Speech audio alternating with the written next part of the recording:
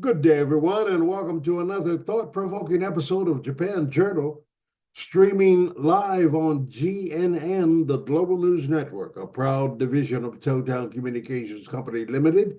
I'm your host, Mal Adams, and I'm delighted to have all of our global audience tuned in today as we navigate the complexities of the current U.S. presidential campaign between Kamala Harris and Donald Trump.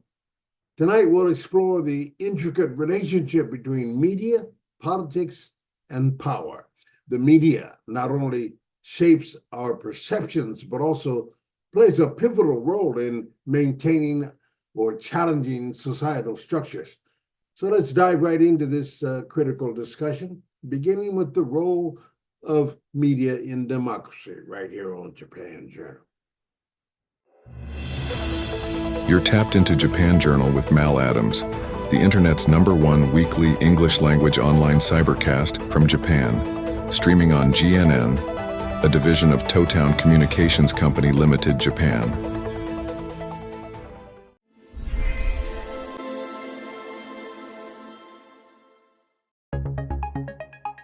The Role of Media in Democracy, a Mad Midnight Monologue, episode number 2, Soliloquy in the Dark, while wearing fake filtered sunglasses at night with Brother Malcolm in Japan.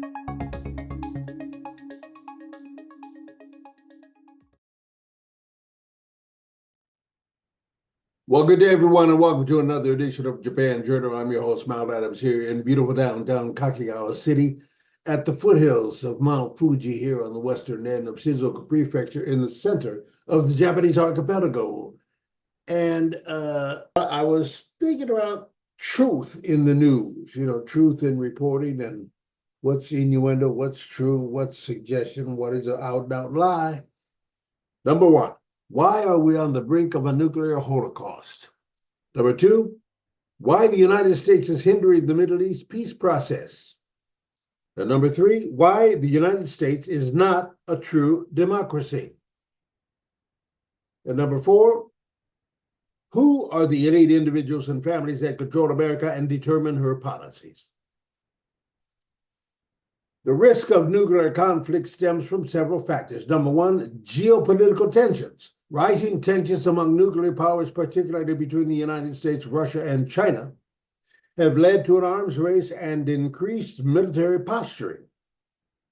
Conflicts in regions like Eastern Europe and the South China Sea heighten the likelihood of miscalculations that could escalate into nuclear exchanges. Next, proxy wars. The U.S. involvement in various conflicts around the world, often in support of allied nations against perceived threats, can inadvertently provoke nuclear-armed adversaries. For example, military actions in the Middle East and Eastern Europe may lead to retaliation and escalated conflict. It's happened already in Eastern Europe. Ukraine and the Soviet Union, Ukraine and Russia.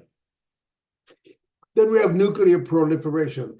The U.S. has historically supported regimes that pursue nuclear capabilities, such as Pakistan, while opposing others, which can create a global atmosphere of distrust and competition for nuclear arms. Lack of diplomacy. The abandonment of treaties such as the Intermediate Range Nuclear Forces Treaty, or INF, has diminished frameworks for dialogue and arms control, increasing the potential for nuclear confrontation. Talking point number two, why the United States is hindering the Middle East peace process. Well, the U.S. role in the Middle East peace process is complex and often criticized. Number one, support for Israel. The U.S. has historically provided unwavering support to Israel, including military aid and political backing, which can undermine peace negotiations. That's a fact. This support is often viewed as bias against Palestinian interests, making it difficult for a balanced approach to emerge. Next, political alliances. U.S. alliances with certain regional powers, such as Saudi Arabia, can complicate the peace process.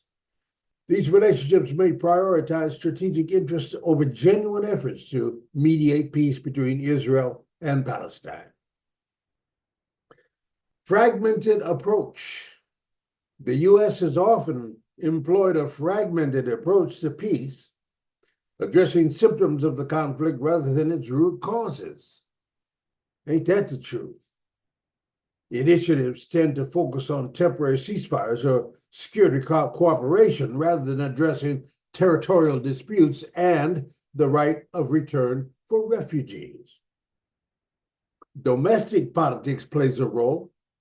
U.S. domestic politics can influence foreign policy, leading to inconsistent approaches to the Middle East. Political leaders may prioritize appeasing specific voter bases or lobbying groups over effective peace strategies. Number 3, why the United States is not a true democracy. Well, while the U.S. is often regarded as a democracy, several factors complicate this view. Number 1, mainly, economic inequality. The influence of wealth in politics leads to disparities in representation.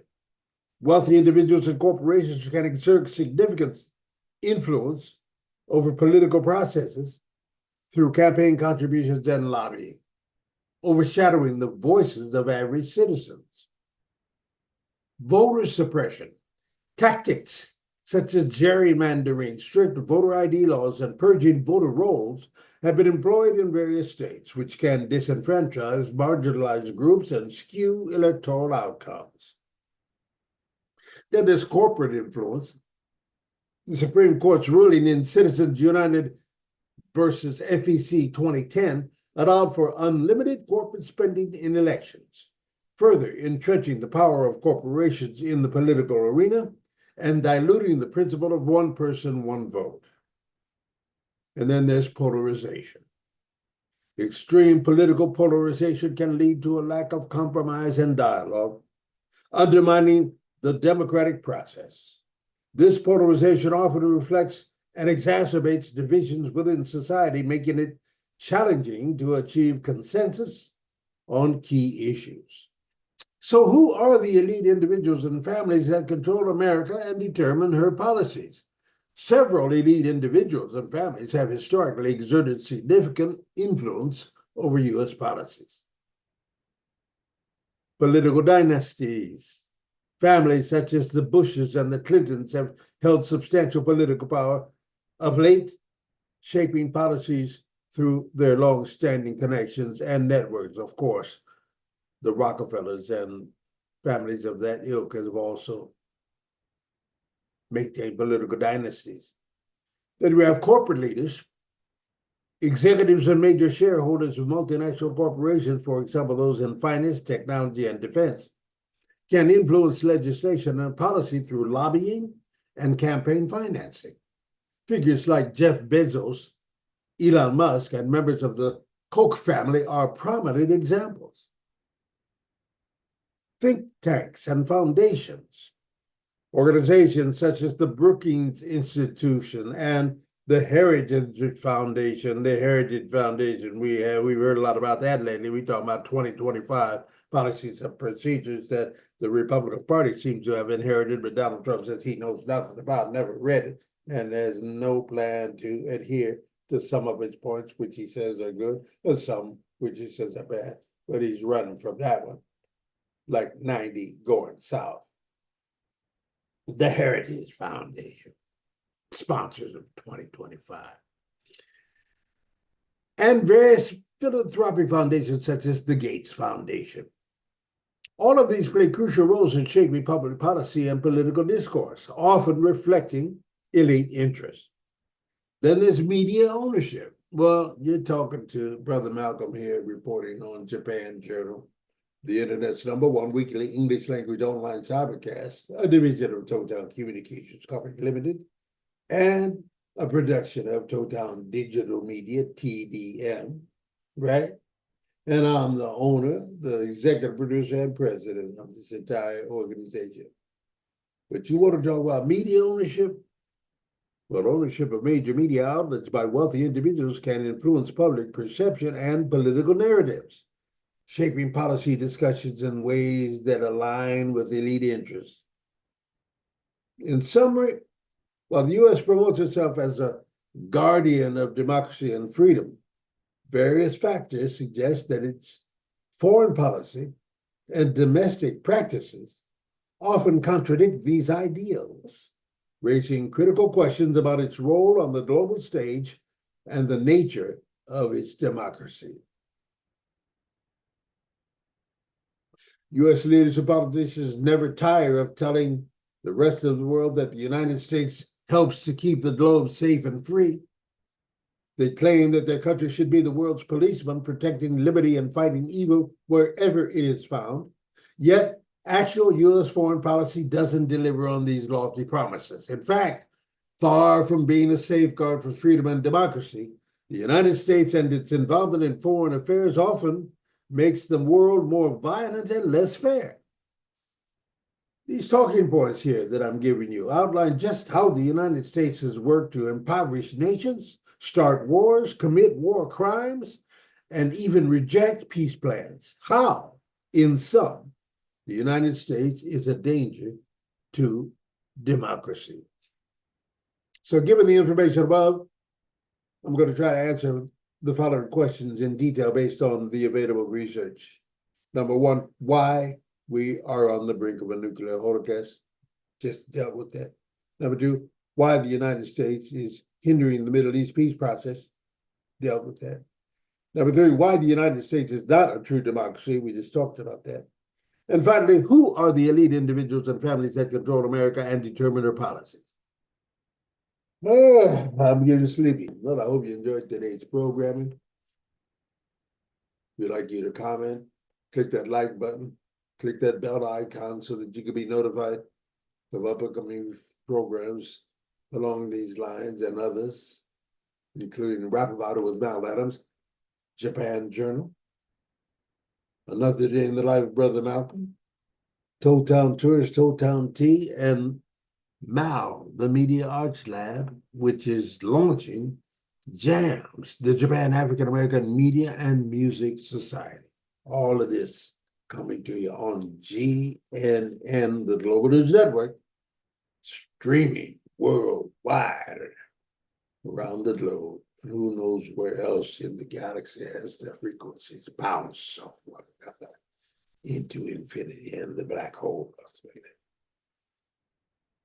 But we'll be continuing to send you information to digest and govern yourselves accordingly. Yes. Thank you very much. See, you wouldn't want to be here. Of course, unless you were right up in here with me in the beautiful Media Arts Lab in beautiful downtown Cocktail City. Thank you, and stay blessed. This is Brother Malcolm in Japan. Peace. So as we wrap up today's episode, we've examined how media not only serves as a source of information, but also functions as a crucial player in the dynamics of power and democracy. From the critique of the ruling elite to the biases in global reporting, it's clear that the media landscape is complex and fraught with challenges. To navigate this landscape, we must remain vigilant consumers of information, questioning the narratives presented to us and seeking out diverse perspectives. If you found value in our discussion today, please like, subscribe, share, and comment below. Your engagement helps us continue exploring these critical issues. And so until next time, I'm Mal Adams, and this has been Japan Journal. Stay informed and stay connected. Thank you very much and good day.